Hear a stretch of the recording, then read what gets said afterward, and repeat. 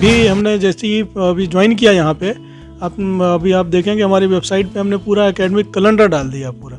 Student को भी force होना पड़ेगा, फैकल्टी को भी फोर्स होना पड़ेगा कि हम अपना ऑनलाइन टाइम से एग्ज़ाम कराएं और हम रिजल्ट भी टाइम से दें। हम कुछ इंस्टीट्यूट को आइडेंटिफाई करेंगे हम लोग कि वहाँ पे हम अपना एक यूनिवर्सिटी का PhD सेंटर वहाँ पे डेवलप कर सकें। एक कॉमन फैसिलिटी वहाँ पे कोशिश करेंगे डेवलप करने की, जिससे वहाँ पे आके बच्चे रिसर्च कर सकें। मैंने आते ही मान सबसे पहले गवर्नमेंट को लेटर लिखा कि अगर आप ज़मीन नहीं देंगे तो हमें 12 भी नहीं मिलेगा, और 12 भी नहीं मिलेगा तो हमें UGC से ग्रांट नहीं मिलेगी। मैं तो उनको कहूँगा अपने लिए पॉजिटिविटी लाएं अपने अंदर, नेगेटिविटीज़ एकदम अपने अंदर से निकाल दें, और ये हमेशा मान के चलें कि यूनिवर्सिटी उनके साथ है और हम लोग उनके लिए ही काम कर रहे हैं।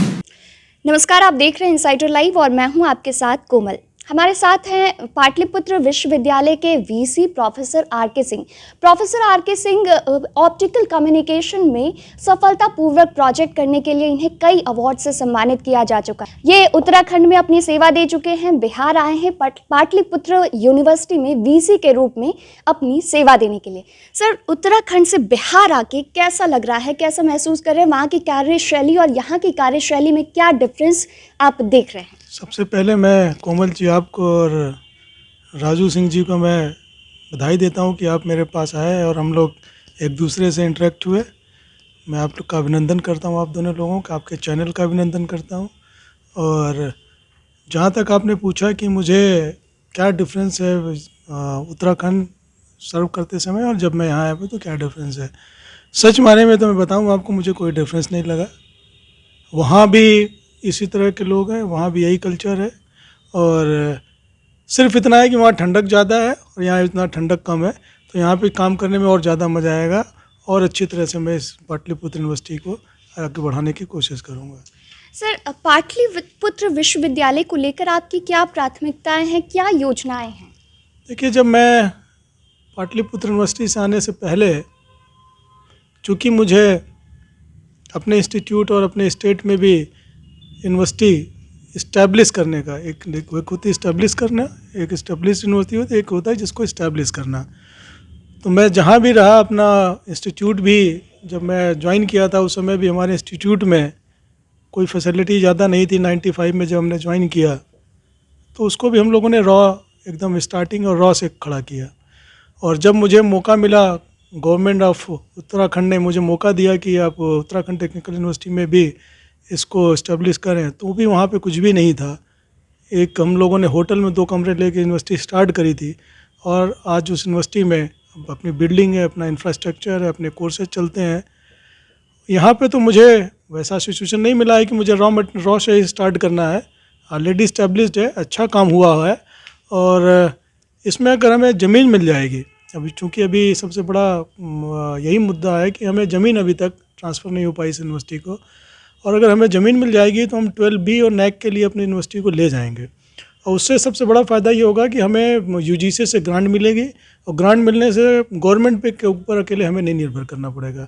हम डिफरेंट तरह के रिसर्च चालू करेंगे, फिर पैटेंट के लिए जाएंगे, और इस यूनिवर्सिटी को कोशिश करेंगे कि हम एक अच्छे स्टैंडर्ड पे ले जाएँ, जिससे इसका कंपेरिजन एक स्टैंडर्ड यूनिवर्सिटीज़ और अच्छी सेंट्रल यूनिवर्सिटी से इसका कंपेरिजन होने लगे। और बाकी तो सामान्य है, हर जगह वही है, और यहाँ के स्टाफ बहुत अच्छे हैं, जो मैंने फील किया, सब मेहनती हैं। हमें लगता है कि ऐसा कोई हर्डल नहीं है जिसको कि हम यूनिवर्सिटी को आगे बढ़ाने में कोई मुझे हर्डल आएगी, समस्या होगी। सर, पाटलिपुत्र यूनिवर्सिटी के अंडर बहुत सारे कॉलेजेस हैं जिन्हें NAC ग्रेडिंग नहीं मिली है, तो उसके लिए आप क्या करेंगे? एक्चुअली देखिए, NAC के लिए कुछ उनका सर्टेन रिक्वायरमेंट होता है UGC का। उस रिक्वायरमेंट को पूरा करने के लिए उनके जो कुछ 3-4-5 कॉलेजेस हैं जिनमें NAC एक्रेडिटेड हैं ऑलरेडी, उनसे हेल्प लिया जाएगी। उनको प्रिंसिपल हो, उनको कहा जाएगा कि आप वहाँ पे भी जाके जो कॉलेज NAC एक्रेडिटेड नहीं है उनको आप हेल्प करिए। इंफ्रास्ट्रक्चर डेवलपमेंट की ज़रूरत पड़ेगी तो हम अपनी यूनिवर्सिटी की तरफ से प्रोवाइड करने की कोशिश करेंगे, और गवर्नमेंट से भी रिक्वेस्ट करें कि उनका इंफ्रास्ट्रक्चर फैसिलिटी को स्ट्रेंथन किया जाए, जिससे कि हम NAC के लिए ट्राई करें। और NAC बहुत ज़्यादा कोई इतना टफ नहीं है कि NAC की ग्रेडिंग जो है आपको नहीं मिल सकती है। It is the grading only, ठीक है, तो आराम से सबको मिल सकता है, और उसके लिए प्रयास किया जाएगा। Certainly we can do. Sir, Bihar के विश्वविद्यालयों में परीक्षा नियमित तौर पे हो, एकदम टाइम पे हो, ये एक बड़ा चैलेंज होता है। और पाटलिपुत्र विश्वविद्यालय का भी जो सत्र है वो नियमित नहीं है, तो इसको पटरी पे लाने के लिए आप क्या करेंगे? नहीं, बिल्कुल आपका कहना सही है कि अभी तक चूँकि जब ये पाटलिपुत्र यूनिवर्सिटी स्टार्ट हुई मगध यूनिवर्सिटी से अलग होके, तो आपने देखा होगा कि यहाँ जो है कोरोना स्टार्ट हो गया। तो कोरोना के कारण जो है कुछ डिस्टर्बेंस हुआ, बिकॉज इट वाज है एपिडेमिक चीज़ है। एपिडेमिक के कारण काफ़ी डिस्टर्बेंस रहा, ऑनलाइन क्लासेस भी, उस समय इंफ्रास्ट्रक्चर भी डेवलप करना कितना मुश्किल रहा होगा, समझ सकते हैं हम लोग, सब लोग। और चूँकि बच्चों के पास इंटीरियर एरिया में जाइए तो उनके पास इंटरनेट फैसिलिटी, इंटरनेट कनेक्टिविटी, बहुत चीज़ों का प्रॉब्लम होता था। तो उसमें ऑनलाइन क्लासेस जो हुई भी होंगी तो मैं सोच सकता हूँ कि बच्चों को कितनी डिफ़िकल्टी आई होगी। तो ये टाइम बीइंग है। और अभी हमने जैसे ही अभी ज्वाइन किया यहाँ पे, अभी आप देखेंगे हमारी वेबसाइट पे हमने पूरा एकेडमिक कैलेंडर डाल दिया पूरा, ठीक है। उस एकेडमिक कैलेंडर से एडवांटेज ये होगा कि स्टूडेंट को भी फोर्स होना पड़ेगा, फैकल्टी को भी फोर्स होना पड़ेगा कि हम अपना ऑनलाइन टाइम से एग्ज़ाम कराएं और हम रिजल्ट भी टाइम से दें। हमारे ऊपर भी प्रेशर रहेगा, हमारे कंट्रोलर ऑफ एग्ज़ाम, हमारी यूनिवर्सिटी सेट पे भी प्रेशर रहेगा, बच्चों पे भी प्रेशर रहेगा, और कॉन्स्टिट्यूएंट कॉलेज, एफिलेटेड कॉलेज जो भी उनके ऊपर प्रेशर रहेगा कि हम टाइम से कि उसमें एग्जाम क्लासेस ख़त्म कर दें, जिससे एग्ज़ाम निश्चित समय पे होना है वो हमने डिसाइड कर दिया है। और जब हम आए तो हमें यहाँ पता चला कि अभी तक कोई पीजी का बैच भी नहीं पास आउट हुआ, इतना डिले चल रहा है। तो फर्स्ट बैच अभी मीटिंग करके हमने उनका रिजल्ट अभी हमने दे दिया है कुछ पीजी क्लासेस का। और 20th April, between 20th April and 5th अप्रैल इसको हमने 1 साल बच्चों का बचा के इसको पहला बैच आपका आने वाला है, जो 18-19 में एडमिशन हुआ था। तो first batch will pass out in around 25th of April.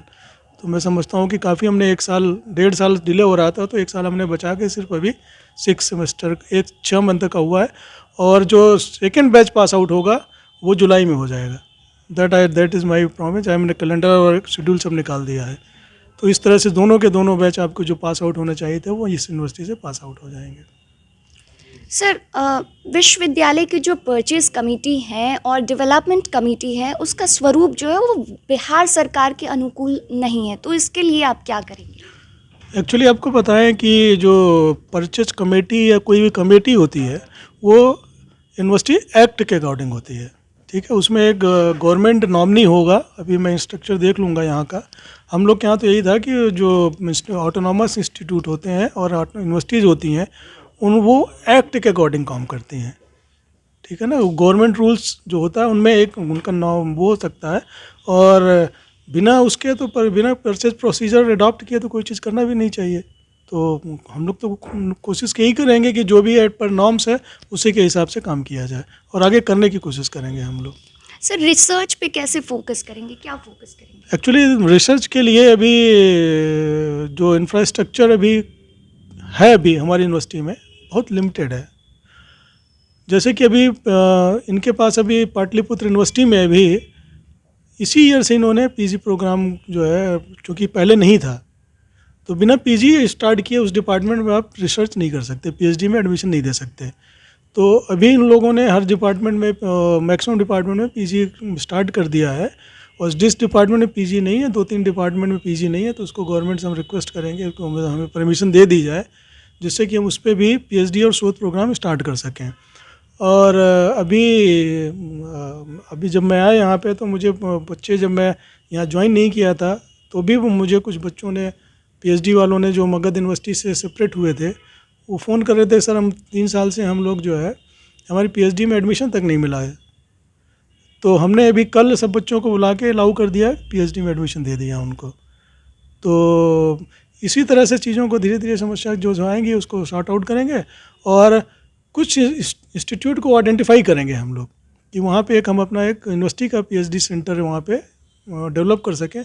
एक कॉमन फैसिलिटी वहाँ पे कोशिश करेंगे डेवलप करने की, जिससे वहाँ पे आके बच्चे रिसर्च कर सकें और उनको फैसिलिटी मिल सके। तो इस तरह से we cater down all those things.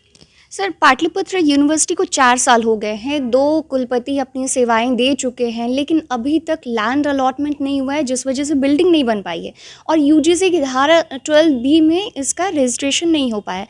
तो रिसर्च के स्टूडेंट्स जो हैं उनको यूजीसी ग्रांट नहीं हो पा रहा है। तो इसको लेकर आपकी क्या योजनाएं हैं, क्या रणनीति है? एक्चुअली मुझे भी बड़ा सरप्राइज हुआ जब मैं यहाँ पे आया, मुझे पता चला कि यूनिवर्सिटी के पास ज़मीन ही नहीं है अभी तक। तो मैंने पहले आते ही जो है सबसे पहले शायद आप लोग को पता चला हो, तो मेरी पहली विजिट जो है यूनिवर्सिटी की ज़मीन को लेके थी। तो मैं कई जगह यूनिवर्सिटी की ज़मीन देखने गया और उसकी जानकारी ली, और कुछ ज़मीन को किसी ने मुझे दिखाया, काफ़ी अच्छी ज़मीन है। और उसके लिए मैंने आते ही मान सबसे पहले गवर्नमेंट को लेटर लिखा कि अगर आप ज़मीन नहीं देंगे तो हमें 12B नहीं मिलेगा, और 12B नहीं मिलेगा तो हमें यूजीसी से ग्रांट नहीं मिलेगी, क्योंकि हम भी एक बिना यूनिवर्सिटी बिना यूजीसी के ग्रांट के, सिर्फ स्टेट ग्रांट के सपोर्ट के बिना नहीं चलती है। तो उससे यूजीसी ग्रांट मिलने लगेगा तो कुछ सैलरी भी जो है प्रोफेसरों की यूनिवर्सिटी भी देगी, तो उससे आपका ही बर्डन कम होगा। तो इसलिए जितनी जल्दी से जल्दी हो सके उसमें ज़मीन को अलॉट कर दिया जाए। माननीय मुख्यमंत्री जी अभी मेरे ख्याल से कोरोना पॉजिटिव है, वो अभी किसी से मिल नहीं रहे हैं। जैसे ही ठीक होंगे मैं उनसे भी मिलूँ, कोशिश करूँगा। इस सिलसिले में मैंने अपने एक लाइजनिंग ऑफिसर को लगा भी रखा है। मेरी एडीएम से भी बात हुई अभी कल जो है कि मुझे हमारी ज़मीन को जितनी जल्दी सोचे कि आप लोग अलॉट कर दीजिए, जिससे हम ये चीज़ें स्टार्ट कर सकें। और मैं समझता हूँ कि मेरा आना तभी सार्थक होगा कि जब जितनी जल्दी से जल्दी ज़मीन स्टार्ट हो, ज़मीन मिल जाए और मैं यूनिवर्सिटी काम कर सके। तो मैं इसी धन्यवाद के साथ आप लोग को चाहूँगा कि आप लोग भी इसमें हमारी मदद करिए, क्योंकि आप लोग सरकार से भी मिलते रहते हैं, उनके भी टच में रहते हैं, एजुकेशन मिनिस्टर के भी टच में रहते हैं और सचिवों के टच में भी रहते हैं। तो हमारी तरह से आप लोग भी परसू करेंगे तो हमारे लिए सोने पे सुहागा हो जाएगा और जल्दी मिल जाएगी। जी सर, पाटलिपुत्र यूनिवर्सिटी के ग्रामीण क्षेत्रों के जो कॉलेजेस हैं इसके अंडर जो आते हैं, वहाँ से कई शिक्षकों का तबादला यहाँ कर दिया गया है पाटलिपुत्र यूनिवर्सिटी पटना में। तो ग्रामीण क्षेत्र में टीचर्स की काफ़ी कमी हो गई है, तो उसके लिए आप क्या करेंगे? अभी आज ही मैंने एक, शायद आपने सुना हो, मैंने एक वीसी लेक्चर सीरीज चालू करी है। तो आज से मैंने सबसे पहला मैंने नालंदा का सबसे जो रिमोट इंस्टीट्यूट है, स्टूडेंट कॉलेज है, उसी से स्टार्ट किया। तो उन्होंने भी यही बात रखी आप जो कह रहे हैं कि हमारे पास फैकल्टी की इतनी कमी है, और यहाँ से ट्रांसफ़र हो गए, पटना में कर दिए गए। अब मैं पीछे तो नहीं जाना चाहूँगा, लेकिन आगे मैं देखूँगा लिस्ट मंगा के कि कहाँ से क्या हो सकता है, वहाँ पे भी फैकल्टी से इक्विप करने की कोशिश करूँगा।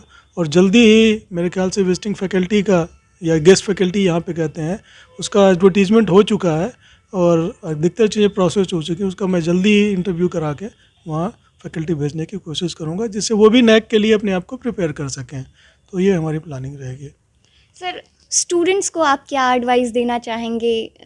हमारे दर्शक हैं, कई सारे स्टूडेंट्स भी जुड़ते हैं, तो उनके लिए आप क्या एडवाइस देंगे? एक्चुअली स्टूडेंट के लिए हमारा जो सबसे उनके लिए रिक्वेस्ट समझिए, या एक चूँकि मैं भी एक टीचर हूँ, तो उनको शिक्षित भी करना चाहूँगा, और उनको मैं या उपदेश समझिए या मेरा लेक्चर समझिए उनके लिए, या मेरा उनसे अनुरोध समझिए। मैं तो उनको कहूँगा अपने लिए पॉजिटिविटी लाएं अपने अंदर, नेगेटिविटीज़ एकदम अपने अंदर से निकाल दें, और ये हमेशा मान के चलें कि यूनिवर्सिटी उनके साथ है और हम लोग उनके लिए ही काम कर रहे हैं यूनिवर्सिटी। और यूनिवर्सिटी को या टीचर को कभी पराया न समझें, और अपने अंदर जितनी अच्छी से अच्छी पॉजिटिविटी लाएंगे और पॉजिटिव थिंकिंग रखेंगे, उतना ही स्टूडेंट आगे बढ़ेंगे। आज के दिन में पॉजिटिविटी बहुत ज़रूरी है, नेगेटिव वर्ड्स का कोई स्कोप नहीं है। इसलिए नेगेटिविटी छोड़ के, और स्टूडेंट पॉलिटिक्स भी करने तो उसमें पॉजिटिव पॉलिटिक्स में आए, न कि जो है किसी के नेगेटिव पॉलिटिक्स में, किसी के मरमरिंग में न पड़ें। और ये कैसा भगवान ने हम लोग को एक कोरोना कैसा वो दे दिया, जिससे तो आप तो समझ सकती हैं कि पूरा देश, पूरा विश्व, हमारा देश और स्टेट सभी लोग परेशान हैं। तो इस त्रासदी में हज़ारों लाखों बच्चे जो है उनकी जॉब चली गई है, वो जॉब चली गई है, कंपनियां शट डाउन हो गई हैं। तो उसमें हम लोग एक पॉजिटिव अप्रोच रख के, पॉजिटिव सोच रख के आगे बढ़ें, और इस यूनिवर्सिटी भी आगे बढ़ेगी और बच्चों का भविष्य भी अच्छा होगा। सर बहुत बहुत धन्यवाद हमसे बात करने के लिए और इनसाइडर लाइव के साथ जुड़ने के लिए। आप देखते रहिए इनसाइडर लाइव, ऐसे ही और इंटरव्यूज़ और ख़बरों के लिए आप इनसाइडर लाइव को सब्सक्राइब कर लें।